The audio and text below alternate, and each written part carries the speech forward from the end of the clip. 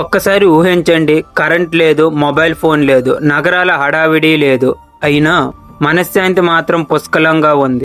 ఇది శ్రీకాకుళం జిల్లాలోని కూర్మ గ్రామం. శ్రీముఖలింగానికి కేవలం 6 కిలోమీటర్ల దూరంలో కొండల మధ్య ప్రకృతి ఒడిలో నిర్మించుకున్న ఓ కొత్త ప్రపంచం. 2017లో ప్రారంభమైన ఈ గ్రామంలో ప్రస్తుతం 16 కుటుంబాలకు చెందిన సుమారు 70 మంది జీవిస్తున్నారు. ఇక్కడ ప్రతి ఉదయం 3:30 గంటలకే మొదలవుతుంది.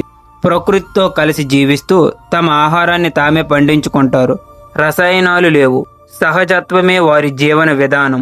రాత్రి 8:30 అయ్యేసరికి నూనె దీపాల వెలుగులో గ్రామం నిద్రలోకి జారుకుంటుంది. ఆశ్చర్యం ఏమిటంటే హైదరాబాద్ లాంటి నగరాల్లో మంచి ఉద్యోగాలు చేసిన వాళ్ళు కూడా ఆ జీవితాన్ని వదిలేసి ఇక్కడికి వచ్చేసారు.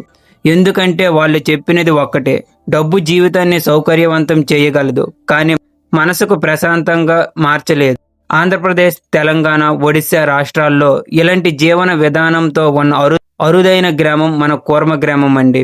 మన శ్రీకాకుళం జిల్లాలో ఉండటం నిజంగా మన అదృష్టం.